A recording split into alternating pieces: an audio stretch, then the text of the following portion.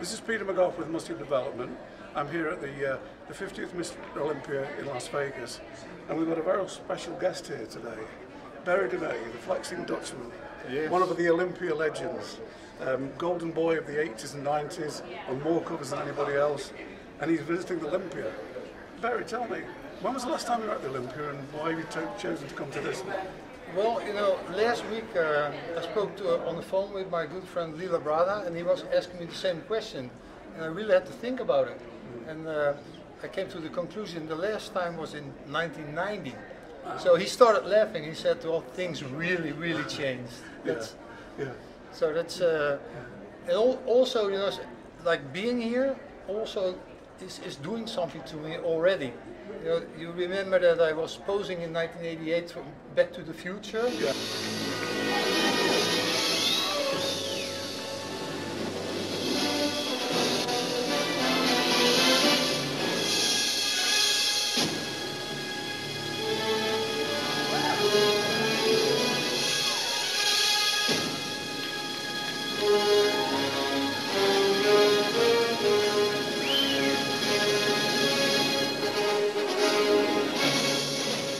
That's what I feel now. It's going back to 88, but it's in the future now. Yeah.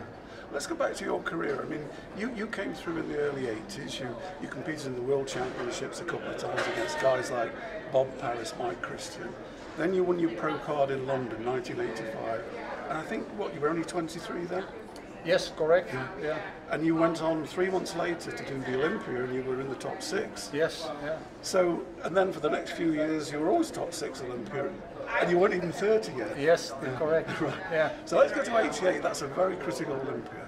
That's the time that you got third, and you looked tremendous. You suddenly took a giant step forward. You were ripped to shreds.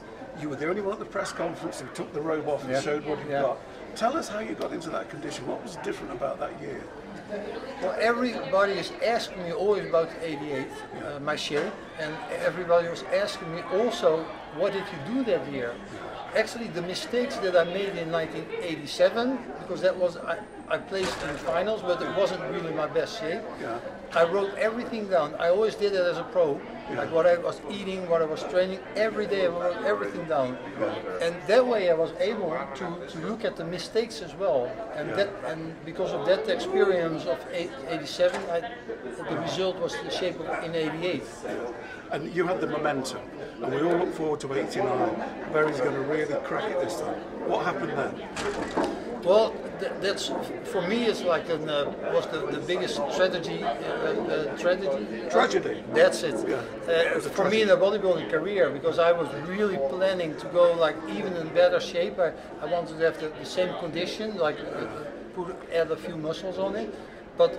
Then I had like with bench pressing one day, and I tore my pec, and that ruined actually my Mr. Olympia career. I think, Yeah, we did a story a few years ago, and you went very deep into this. Explain to it. It wasn't just a physical thing that happened. It was psychologically. You blurred everything you could ever produce. Well, people who are into bodybuilding, they understand. You know, people are training on a high level. They know what bodybuilding means for like a pro bodybuilder. And to me, the day that I started training, like even within the first year, I knew that I wanted to become like like world champion, and I had a vision in my mind, and that was the perfect vision of that was like with symmetry and all that. And when that happened, my whole it was not just the bodybuilding, my sport career ended, but my vision, what I wanted to do with life, just ended there. So that was like that was like mentally, that was a really big thing for me. Right. And then you went in the WBF, and that didn't last a long time. Then you competed a few more years. But in those years, from like 88 to 94, you lived out in California, Venice, Marina del Rey. The Mecca of bodybuilding. Describe what it was like. Who was in the gym with you on a daily basis when you were there? Well, even started. I told you I was like since '83. I was like in Venice like every year, a couple of months. So in particular in the late '80s, the atmosphere in Gold Gym at that time, when we were training, for example, in '88 for the Mr. Olympia, held in Los Angeles, like the guys who were competing in the Olympia, they were training in the gym. Like Richie was next to me, he was doing abs, and I just finished. But just seeing him doing abs again, I did it again. The atmosphere in Gold Gym at that time, and everybody is telling me that was like the best atmosphere to have a workout. The vibe there was like the camaraderie. Camaraderie. Yeah, that was perfect. And to train in a gym with your fellow competitors, who were friends as well, that was the best thing. Yeah, because there was Mike Quinn, Gary Stride, and Richie was there. Lee Haney came in late. Yeah. Everybody was there. Did you realise, even the years that you were there later on, when people like Flex Wheeler were coming in, Dillard, Chris Cormier, and you guys, did you realise you were living a special time, or was it just, well, this is bodybuilding for me? Because looking back, it's gone. That's a good question, because I realized right now, or afterwards I realized that. But at the time, that was what bodybuilding was all about. And after that time, I think it's changed. And that was also the moment that I realized what special moment that was for bodybuilding. So '94 you decided to retire from bodybuilding, go back to Holland with your wife. What happened in Holland? What are you up to now? Well, I wanted to do something completely different.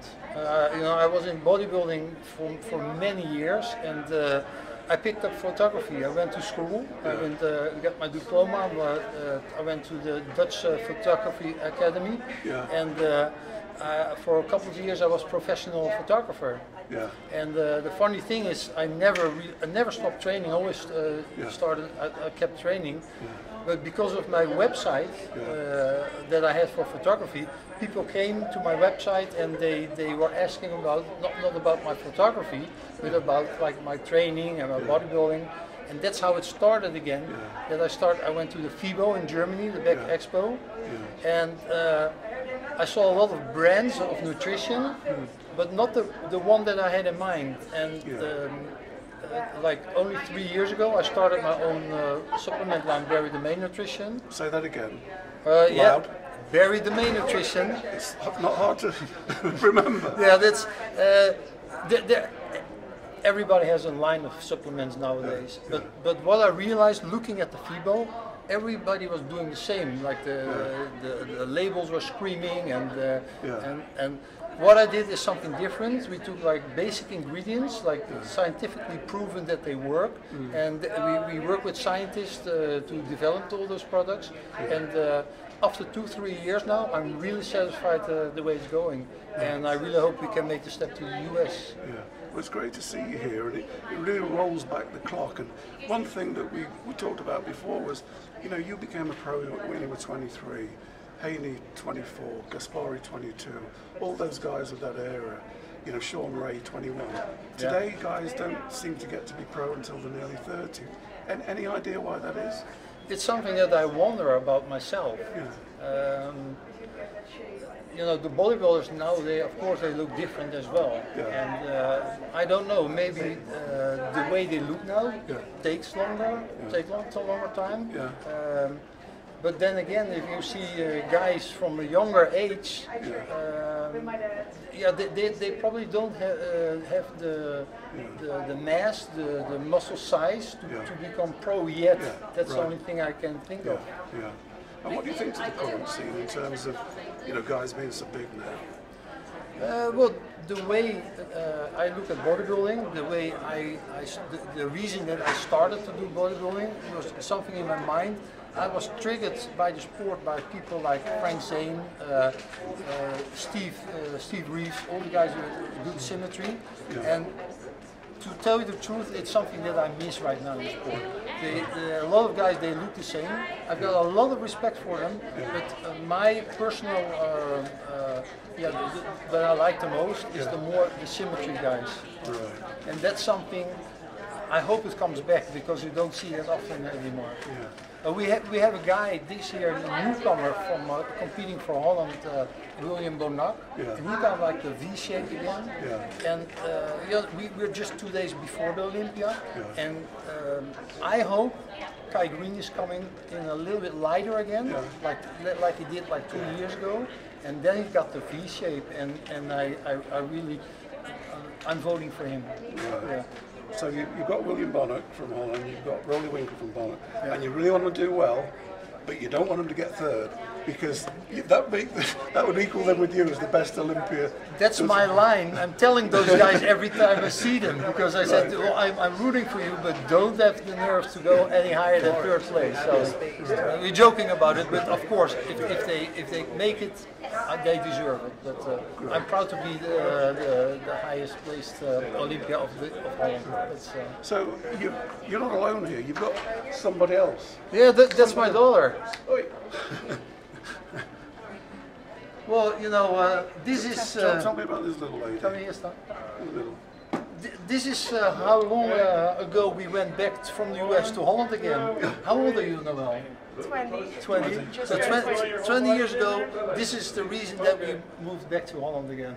And Noel's got a sporting background herself, hasn't she? Tell us a little bit about it. Well, it's got like more horseback riding, but I tell you, she got the genes. Yeah. If she just started training and we're She's talking. got the height. Yes, she got the height. We'll look downstairs. They had a little bit to do with that as well. That's what I'll have to do next time.